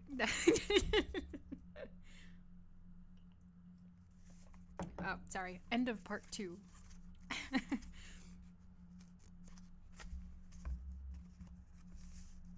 3. My friend took me along to Otto Nemetz's apartment and, having performed the necessary introductions, pleaded another engagement and left me alone with my host. The professor was utterly unlike what I had pictured him to be. Instead of the tall, scholarly man with the slightly sinister air which I had imagined, I found a small, rotund individual with merry, twinkling eyes. When Esteban had departed, Nemetz drew me over to the wide window and enthused about the wonderful vista of the Danube. It was certainly a marvelous scene from that 4th-floor balcony, the silver ribbon of that stream far below, the royal palace and the coronation church beyond, and, to the north, the blue heights of the encircling mountains. Suddenly, the professor pulled me back into the room, closed the window, and said, "Now let us get down to business." He piloted me to a chair and, taking a bunch of keys from his pocket, unlocked a drawer in his desk. Carefully withdrawing a parcel wrapped in green baize, he removed the covering and placed a small oil painting in my hands. It was a portrait of the Princess Bessigny, and the artist had caught, with uncanny skill, the wicked gleam of the green eyes and the bitter curl of the red lips. "It is a remarkable likeness," I exclaimed. "Who is the artist?" "You mean, who was the artist?" "It was painted by Nicholas Erdossi, and he, as it may surprise you to know, died in 1502. "But that is impossible," I protested, somewhat feebly. "It is certainly a portrait of the Princess Bessigny, but according to your statement, it is over 400 years old." "Exactly," replied the professor, drawing his chair closer to mine and speaking in a low tone. "That, in my opinion, is the age of the princess. I believe that this woman has troubled the world for over 400 years. Don't think me mad. Listen to what I have to say before you decide to dismiss my theories as fantastic dreams." He passed me the cigarettes and lit his own pipe before he continued. "In parts of Hungary, more especially in the Transylvanian district, a belief in vampires still exists. Throughout the centuries, it has been held that certain persons can, by evil arts, retain a semblance of life within the tomb. I need only refer you to Johann Christopher Herenberg's Philosophiae et Christianae Cogitations de Vampiris as a proof of the fact that this belief has been seriously studied by learned men." I don't know why I cross into, like, Italian when it's Latin, but there it is. "The unholy dead nourish their bodies upon the..." Is it French? I know so many languages. Okay. "The unholy dead nourish their bodies upon the blood of the living men and women, and, when this sustenance is available, can walk the world and behave like normal people. Time and distance mean nothing to the vampire, and, after a period of quiet rest in the grave, it is capable of living like a human being for as long as 6 months at a time. In its lust for living blood, it is inspired by a passion which often resembles love, and its victims are frequently wooed by an artful courtship. Usually the vampire does not care to be away from its home for a long period, and, in fact, it cannot manage this unless it obtains the nourishment it requires. Yet, in the grave, it can retain the appearance of healthy life for hundreds of years, providing it rises from time to time to drink human blood. It is a recognized fact that certain families in this part of Europe were, in the Middle Ages, brought under the vampire curse through their own criminal activities. The Bessoniers were one of these. I'm concerned I started saying it wrong. I'm really bad memory. Bessonier, the princess, were one of these. In the 15th century, certain members of this family dabbled in the black arts, and Prince Laurent was the worst of them all. He undoubtedly sold his soul to the evil one and initiated his daughter, the Princess Gisela, in all the foul rites of Satanism. She became the terror of the countryside, an avowed murderess who was eventually executed for his misdeeds in 1506. Unfortunately, having regard for her rank, her body was interred in the chapel of Bessonier Castle. If it had been burned, much trouble would have been saved, for I am convinced that she and her father have been as active from the tomb as they were in life. At different times throughout the centuries, this woman has appeared in the world, and she is the person you know as the Princess Bessonier. But surely such a tale is ridiculous, I interrupted. I am prepared to swear that the princess is a woman of flesh and blood, and I cannot believe that your theory will bear scientific investigation. After all, this is the 20th century. She is certainly a creature of flesh and blood, replied Nemetz. But that flesh and blood is over 4 centuries old. I know it all sounds like a medieval fantasy, and yet I believe it is to be true. I am so convinced that I am determined to prove my contention, and in doing so, to rid the world of a devilish evil. Hungarians are naturally superstitious, and I should find it difficult to persuade any person in this country to give me the assistance I require. You are an Englishman, and can help me if you will. How is that possible? I asked in some trepidation, for, remembering the strange incidents connected with my short acquaintance with the princess, I felt myself becoming convinced against my will. Come with me to the castle of Bessonier, suggested the little professor. I can guarantee you protection against the undead, but I do not promise that the sights I may reveal will be pleasant. You are, I take it, a man with great nerves and are not afraid of things which may live in your memory forever. I am not afraid of anything I can understand, but this is quite beyond me, I replied. I have to find out all I can about the woman, and, for this reason, if no other, I am prepared to help you even to the extent of accompanying you to Bessonier. Good, cried Nemetz. No time must be wasted, and we will start at 9 o'clock in the morning. Meanwhile, it may be as well for us to visit the,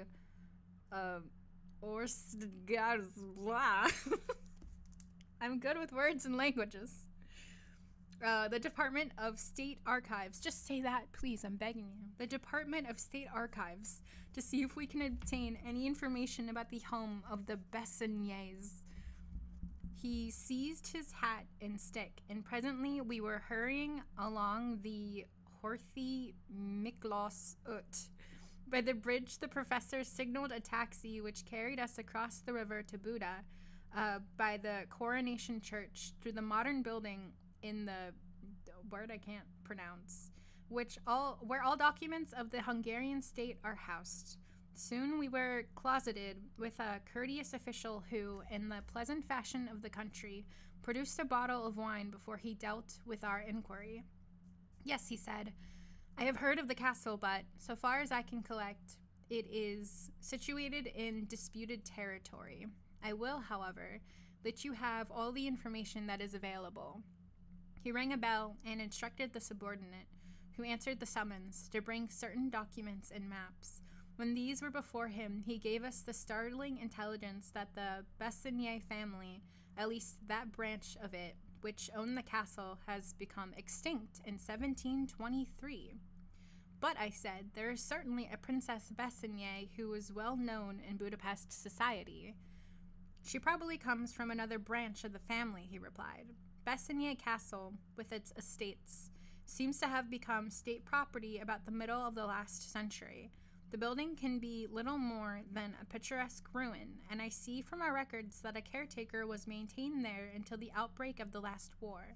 Since the Treaty of Trianon, we have had no official connection with the estate, which appears to be in territory still the subject of litigation. If you wish to visit the place, you will encounter no difficulties, although I think it most unlikely that any custodian is on the premises. Certainly, we have met no charges for maintenance during the past 20 or 30 years. Thanking him for his assistance, we parted with mutual expressions of goodwill, and Nemetz and I returned to Pest. End of part 3. Suspicious. Oh no. Certainly she can't just be a lady lying about a princess. She has to be undead, right? She can't just be like, oh yeah, my cousin's niece's cousin's stepdad was part of them. Therefore, I'm one of them. I'm a princess. No, she has to be evil and 400 years old. Good Lord. Chapter 4, or part 4. Punctually at 9 o'clock the following day, the professor was at my hotel. He came up to my suite and, spreading a map on the table, pointed out the road we had to follow. The actual distance, he said, is little more than 100 English miles, but I am afraid the latter part of the journey will be by bad roads, and we cannot expect to arrive at our destination before late evening. It may be helpful if we can spend the night in the castle. Do you think you can face such an ordeal? Having undertaken this adventure, I replied, I am in your hands. If you think we should spend the night in the building, I am quite agreeable. Excellent. One more thing before we start. Are you wearing the crucifix about your neck? I showed him the cross on its thin silver chain, and he gave a grunt of approval. He led me out to the waiting car, which he was driving himself. I noticed 2 traveling cases in the back seat, also a small crowbar. On the whole, it was a pleasant drive, with brief stops at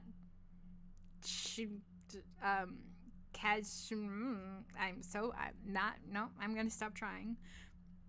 At the latter place, we had a meal and inspected the splendid votive church. From Mako, the roads were little more than dusty tracks through cornfields and vineyards. At last we came to a gloomy forest, and upon the edge of it was a Romani encampment. Nemetz pulled up and called out to one of the men, asking if he could direct us to the castle. The fellow came over to the car and appeared to be afraid to answer the question. On the professor repeating his request, the Romani burst into a torrent of words accompanied by urgent gestures. So far as I could make out, the castle was in the forest, but it was only a deserted ruin.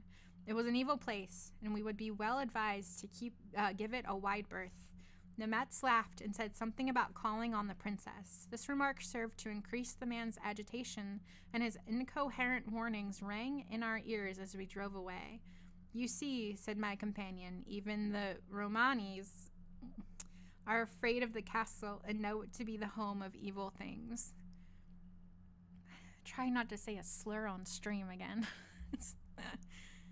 It was so dark under the trees that we had to switch on but saying the Romanis just feels just as weird and uncomfortable. It was so dark under the trees that we had to switch on the headlights to enable us to see the way. After about a couple of miles, there was a break in the trees and a pair of ruined columns, one still surmounted by a heraldic device, indicated the approach to a large house. In the distance, we could see the outline of a tower, but the drive was overgrown and hardly distinguishable from the surrounding fields. Dusk was falling as we turned into the entrance, and suddenly there was a blood-curdling howl, and a gaunt gray wolf leaped from the shadows and bounded along at the side of the car. Nemetz applied the brakes, pulled out a revolver, and fired 3 rounds at the animal. At such short range, he could hardly have failed to hit it. But, with a howl of rage, it reared up on its hind legs and then ran off among the trees. Then, from all over the forest came the answering cries of a pack of wolves howling in anger. Beyond the shattered gates, the track led through a wilderness which must have originally been parkland. A few stunted trees hung above a reedy lake into which flowed the waters of a dark moat, which we crossed by a crumbling bridge. As we neared the castle, I should see that it was little more than a shell, with a round tower on the western side, and beyond it, a detached building which looked like a chapel. Drawing up before the main doorway, the professor handed me a powerful electric torch, and, carrying a bag each, we climbed the broken steps. "There is just a chance that there may be a caretaker in the place," said Nemetz, "although I think it most unlikely." He pulled a chain which hung from a pillar, and, far away inside the building, a bell tolled with a hollow sound. As its echoes died, we heard the sound of shuffling footsteps, and the heavy door swung open. On the threshold stood a tall man dressed in the dark costume of an old-fashioned retainer. He held a lighted candle in his hand, and the light fell upon a bearded face in which the eyes glowed such a curious red glow. I confess that I was afraid, and wished myself back in the pleasant comfort of the Danupolota, but the professor did not appear unduly alarmed. "You are the custodian, I presume?" he asked. The man gave a barely perceptible nod, and Nemetz went on. "We are two travelers who desire shelter for the night. Can it be arranged?" "The accommodation is poor," was the reply, in a thin, fluting voice, "but you are welcome to such as it is. Enter, gentlemen. Enter of your own free will and become the guests of Castle Bissagne." He stood aside, holding the candle high, and we entered the building. The hall, which appeared to be in a tolerable state of repair, stank of damp and decay. A ragged tapestry fluttered on one wall, but the others were green with mildew. Our guide gave us little chance to examine our surroundings, for, after slamming the door, he led the way up a wide staircase, along a narrow corridor on the first floor, and ushered us into a room at the end of it. It was apparently a large apartment, and the feeble light of the candle revealed a bare floor, a heavy table, 2 chairs, and an oak settle. An oak settle? An oak settee? "This is the best we can offer," said the strange custodian. "I trust you have food with you, for there is none in the castle. You will, I hope, find this better than a night spent in the forest." With a soft chuckle, he added, "It is many years since last we entertained guests in Castle Bissagne." "Can you light a fire?" demanded the professor. "The room is as cold as a tomb." "I regret there is no fuel in the castle," was the reply. "This is all we can provide. A roof over your heads and chairs in which you can await the dawn. Even a tomb is not so cold as the living believe." As he spoke, the howl of a wolf sounded from under the windows. With a muttered word of apology, he grabbed the candle and hurried from the room, leaving us in the semi-darkness.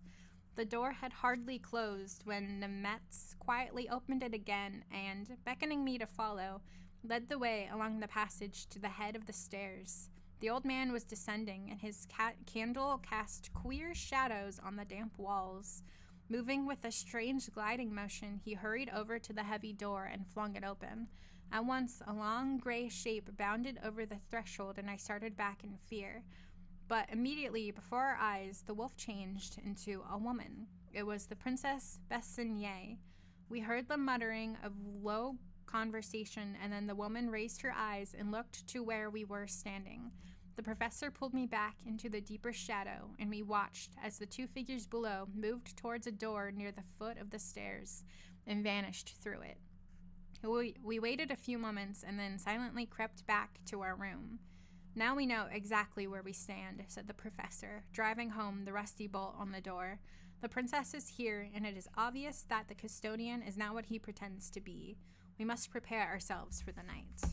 From the first case, he unpacked a portable electric lamp, which was powerful enough to illuminate the somber chamber.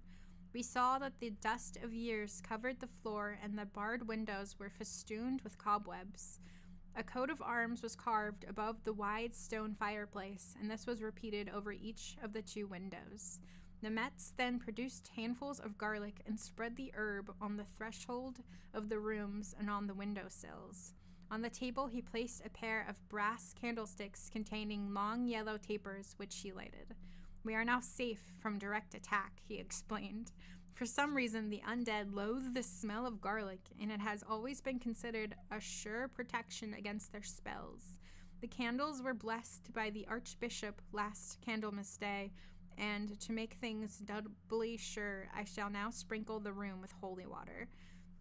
He took a flask from his pocket and, reciting the prayer of the Aspergs, sprayed the drops of the blessed water into every corner of the apartment. We then drew the chairs up to the table and ate a light meal of sandwiches washed down with a bottle of seltzer water.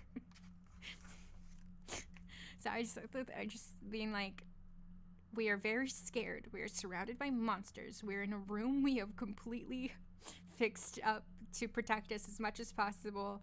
Now we've paused to eat some sandwiches. Something about that is just funny. Oh no. All right. It will be safe enough to sleep, said the little man when we had finished our repast. But on no account must you attempt to leave the room or to open the door or windows. For a while we chatted of ordinary things which seemed ridiculously unreal in those sinister surroundings, but I was very tired and could feel my lids growing heavier. After a time, I saw that my companion was finding it difficult to remain awake. Suddenly he slumped over the table and settled his head on his arm. I also must have fallen asleep, and yet it seemed that I never closed my eyes. I became aware of a reddish glow which appeared to come from the fireplace, and eventually resolved itself into minute particles of gleaming dust which danced in the light of the electric lamp.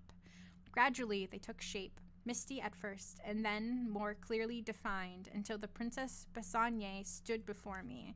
Her green eyes were tender and inviting, and she beckoned me to follow her. I knew that I must remove the crucifix from my neck before I could rise from the chair, but I found it impossible to lift my hands. I was chained to the spot and could not move. The woman's face changed as she watched my fruitless efforts to obey her unspoken command. Angry frustration blazed from her eyes. Her mouth twisted into a horrible, dribbling leer, and she bared the white fangs of her teeth. Then the figure became blurred, and a cloud of red dust hung in the light of the lamp before it faded away. The hungry cry of a wolf, echoing through the ruined castle, awakened me. Nemetz was already on his feet, and he put his finger to his lips to enjoin silence. From beyond the door came the sibilant whisper of voices, and then the wolf's howl rang out again. There is nothing to fear, the professor assured me. He went on to explain that the vampire frequently assumes the shape of a wolf and, in this guise, is able to satisfy its lust for blood. I suppose that the even murmur of his voice must have lulled me off to sleep again. When I awakened next time, it was morning, and the sun blazed through the dirty windows. The little man was bending over a Primus stove, and the warm, friendly aroma of coffee pervaded the apartment. 5.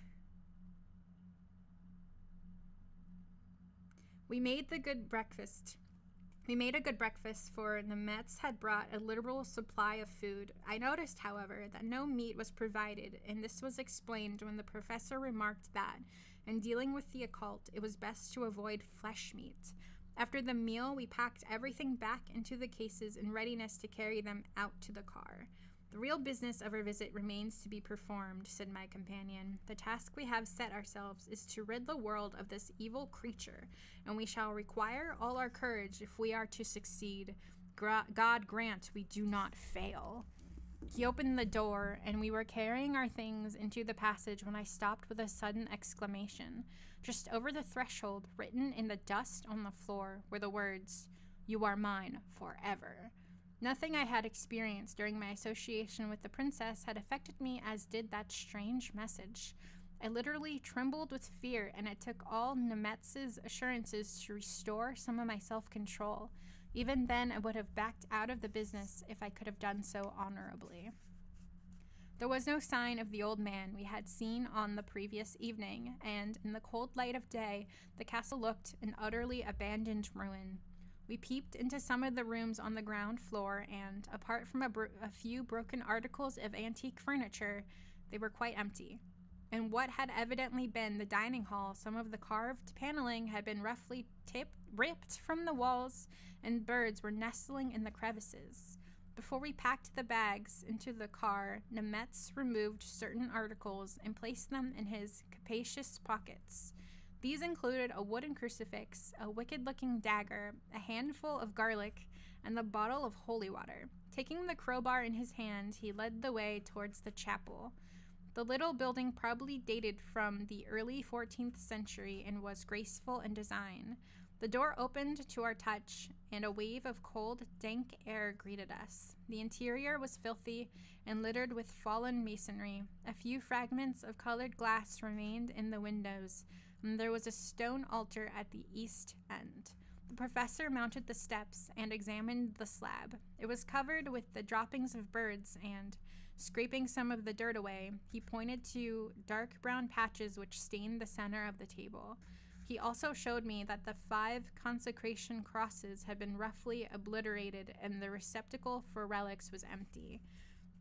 Here are the marks of unholy sacrifices, he said, and proofs that this altar has been used for the wicked blasphemy of the Black Mass. At the back of the altar, we found a flight of narrow steps leading down into the depths of the earth. At the bottom was a small door marked with the same coat of arms we had seen in the castle. Now comes the real test, said Nemetz. This is the burial vault of the Bessignier family, and here we shall find the evidence we seek.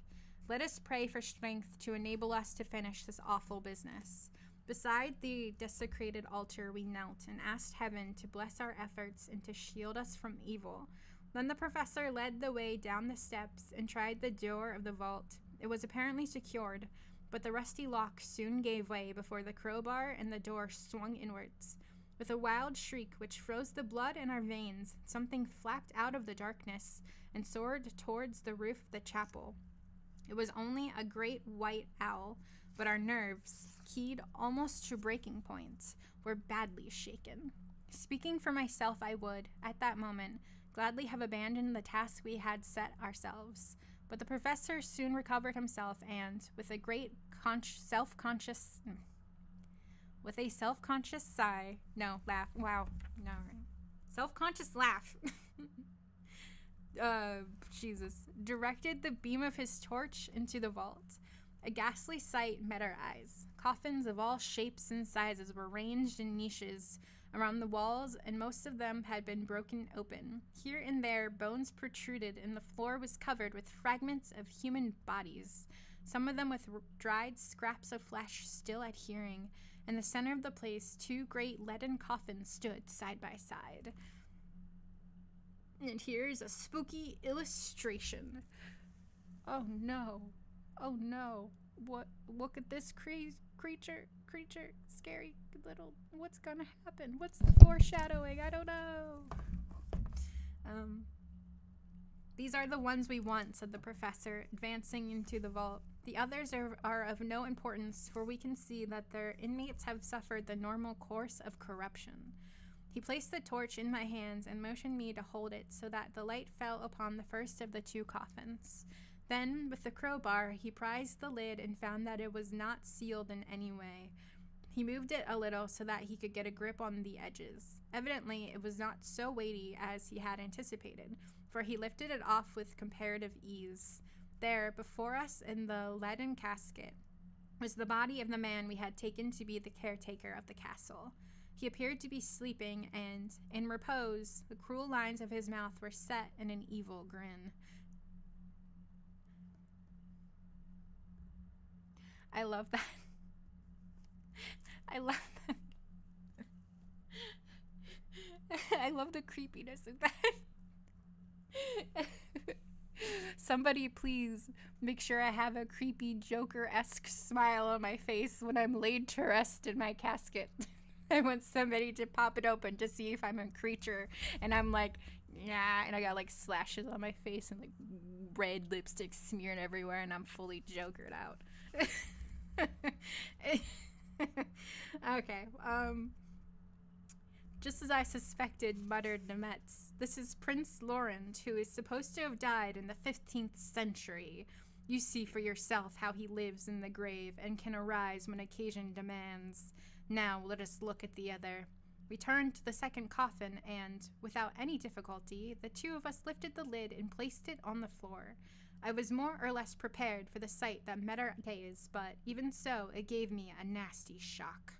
The light of the torch showed us the Princess Besanier, to all intents and purposes, resting quietly in the tomb.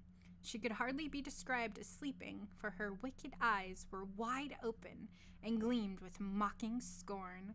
Looking upon that beautiful face, it was hard to believe that this woman had roamed the earth for over 4 centuries, and that the source of her immunity from death was the blood of the innocent people who became her victims. Yet I was convinced at last.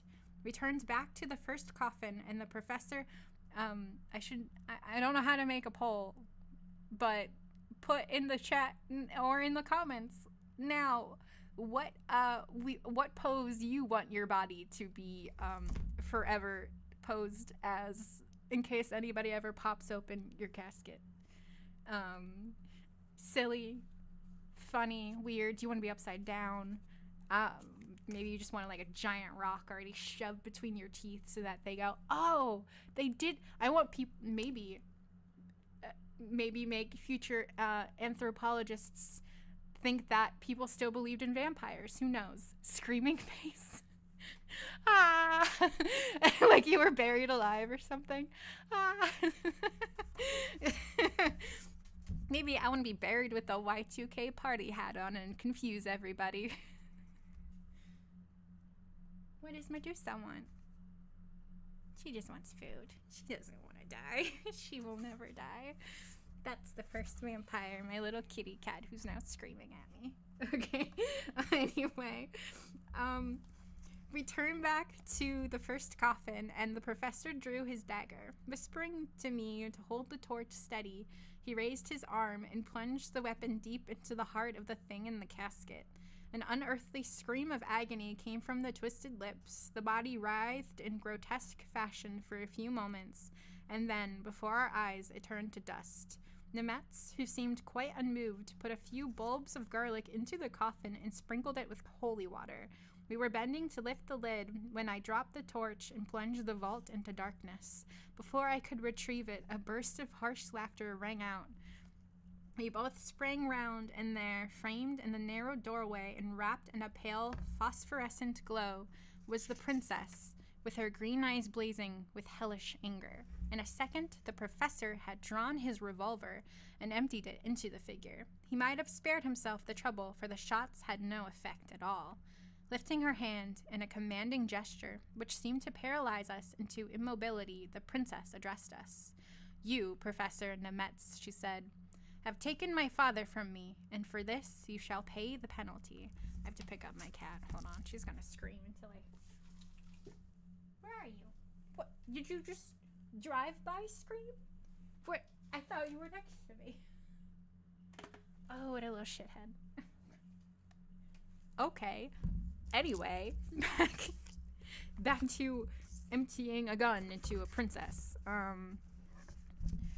You have failed... You have taken my father from me, and for this you shall pay the penalty. You have failed to destroy me, and nothing can save you from my vengeance when the hour comes. For the undead do not forget. Then, turning to me, she smiled a slow, mysterious smile. There is no need for me to tell you again that you will be mine in the end. Your lips have touched mine, and although years may pass and seas may divide us, I shall come for you in my own good time. With these words, she vanished from our sight. Power was suddenly restored to our limbs, and we rushed up the steps into the chapel. There was no sign of the princess, but, with a hoot of derision and a flapping of wings, the great white owl swooped down and flew back into the vault. The professor seemed very badly shaken. "Too late," he groaned. "Too late. I should have realized that she is too skilled in her evil arts to allow herself to be destroyed by the usual methods."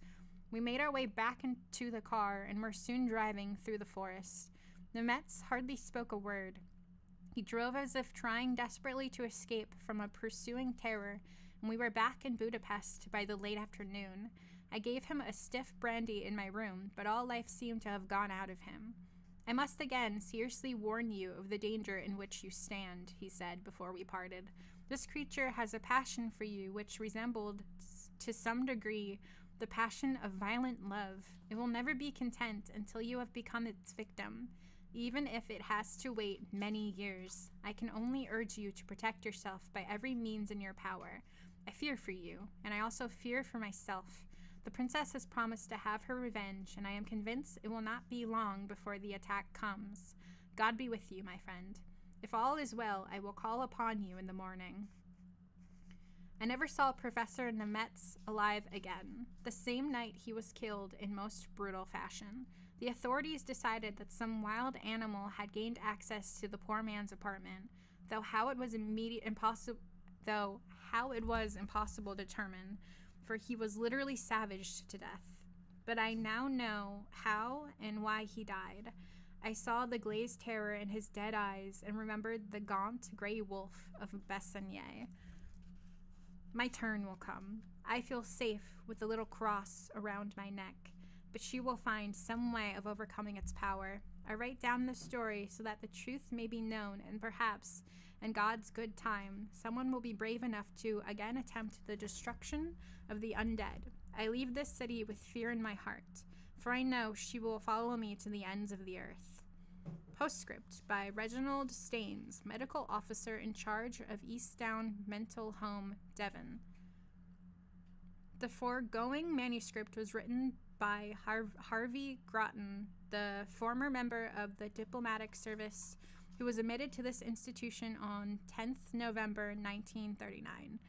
His was a case of psychosis, the chief feature of which was a fixed delusion that he was being hunted by the woman he called the Princess Bessigny. Apart from this, he was apparently normal and never caused any trouble. I found him a most cultured man, and we often chatted together about the international situation. He was very perturbed about the war and seemed particularly anxious that Hungary, for which country he had a great affection, should not be drawn into the conflict. In the ordinary course of events, I think we should have effected a complete cure within a few months.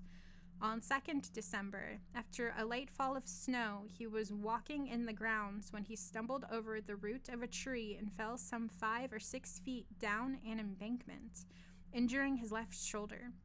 He was evidently in great pain, and an X-ray revealed a fracture and a bad position at the upper end of the humerus. It was decided to give an anesthetic for reduction. Gorton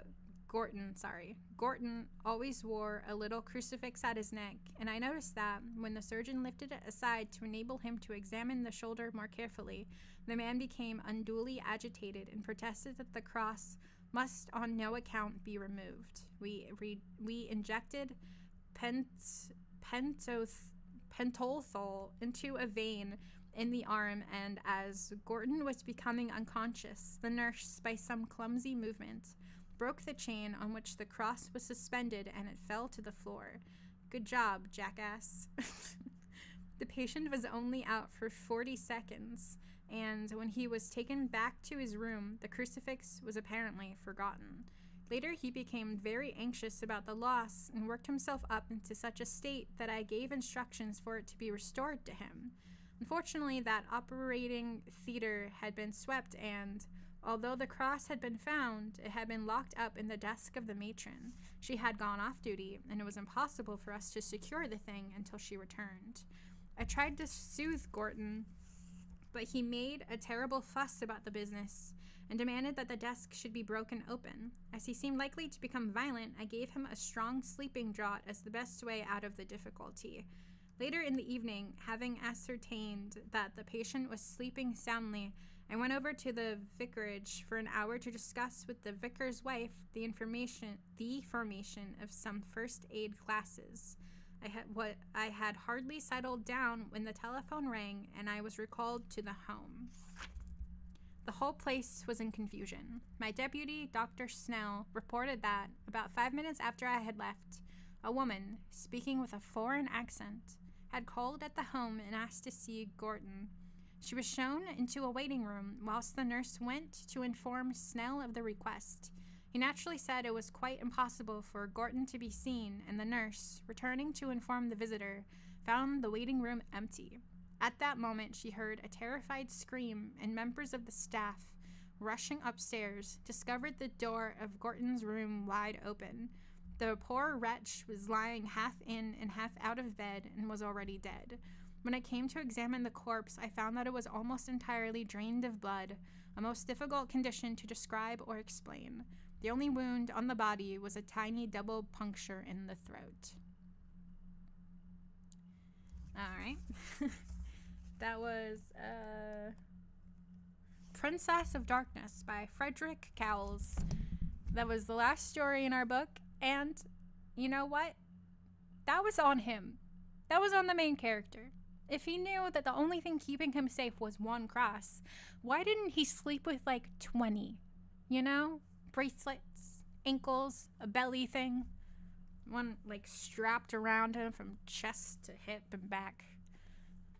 Become a belly dancer of crosses. Jingle jangle everywhere you go. Would they have kept you in the crazy asylum for longer because you jingle jangled everywhere? Maybe, but it's not like you're hurting anyone, and no one's hurting you. This is your fault. This is on you, sir. Cover yourself in crosses and garlic, no matter how many orderlies tell you to stop. That's how you get out of the asylum, folks. You just act crazier and crazier. But you have to maintain a normal conversation with people as you do so. Do a bunch of weird shit, but as long as you can hold a conversation about the weather, they'll let you out eventually. I know what I'm talking about. All right, that was all of the stories in Dracula's Brood.